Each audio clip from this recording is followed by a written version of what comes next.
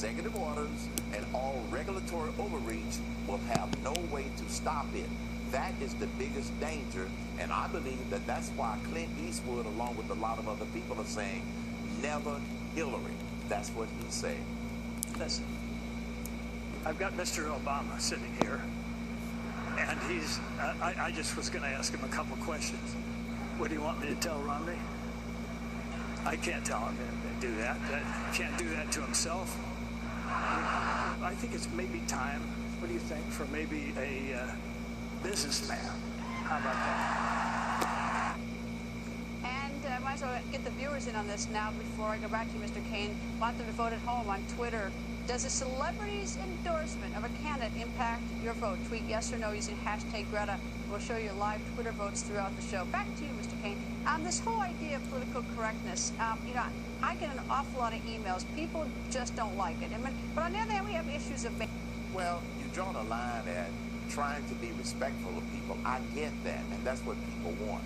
But they also, as has been demonstrated with the popularity of Donald Trump, they want people to tell it like it is. And in that little chair incident that Clint Eastwood did, he was using a humorous way to drive home a point.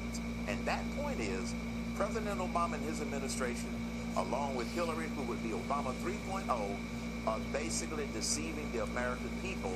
And their only strategy is attack, attack, attack Donald Trump and deny the truth. That's what he was saying with that little incident, and that's why he is supporting Donald Trump today.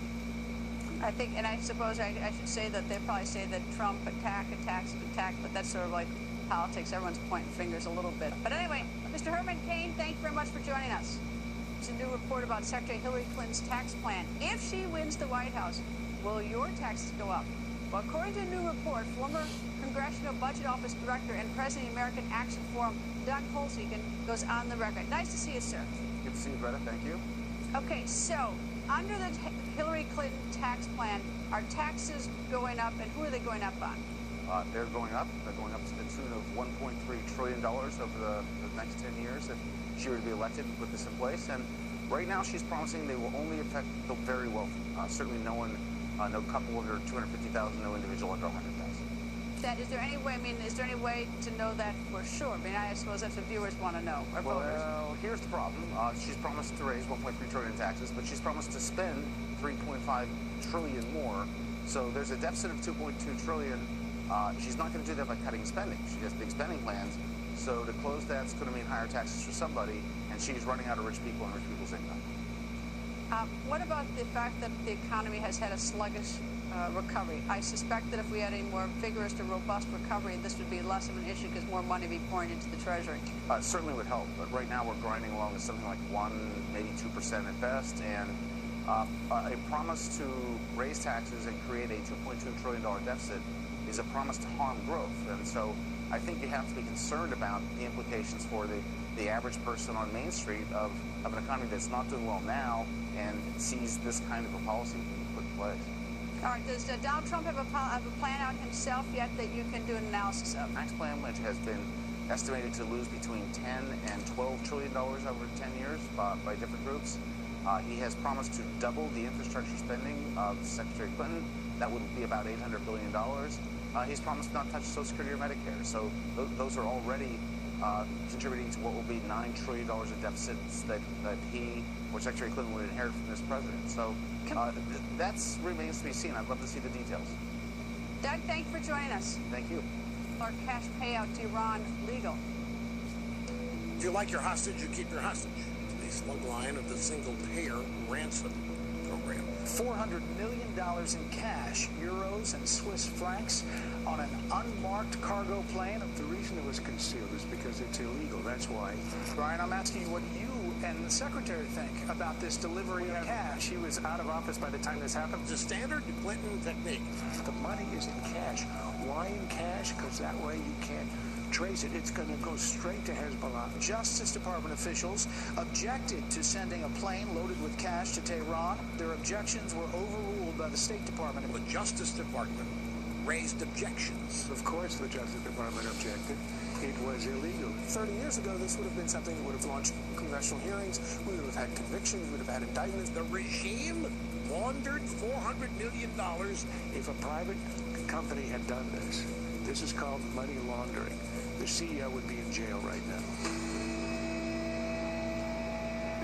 And Peter Ross goes on the record. Good evening, sir. Greta, good to be with you. Thanks. Okay. Is this transaction, this $400,000 cash transaction, which incidentally people knew about in January, but it's getting more publicity now, is this illegal, number one? And if it is, what are you going to do about it? Look, I think it is illegal. It's $400 million, and the administration is trying to just whitewash this, saying, oh, everybody knew about it. No, nobody knew about it. And this is now clearly contemporaneous. That is cash for hostages. And what it is an illustration of is just this desperate desire on the part of the Obama administration to come up with some foreign policy legacy around the Iran deal. And there's nothing, and I'll repeat this, there is nothing that the Iranians can do that the Obama administration would walk away from. And now they're defending this. They've been complicit in transferring cash for hostages. Period, paragraph, end of letter. I think that's fair to say. I went back and did some research that it was in the public. There were reports about it last January, but I think the media fell down on this one, and it's great happiness to see Americans come home. They didn't pay that much attention. I think what's new now is the fact that it does look like a ransom. I mean, even the administration is saying that the Iranians want something of substance or something. So obviously it was a ransom. But is there anything you could do about that? It violates American policy, but what can you do?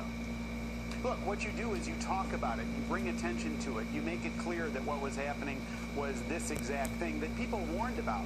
Congressman Mike Pompeo from Kansas, Congressman Ed Royce from California wrote to the administration, congressional letters of inquiry. Tell us about these deals. So now what's happened since then, Greta, is 2 more Americans have been held hostage.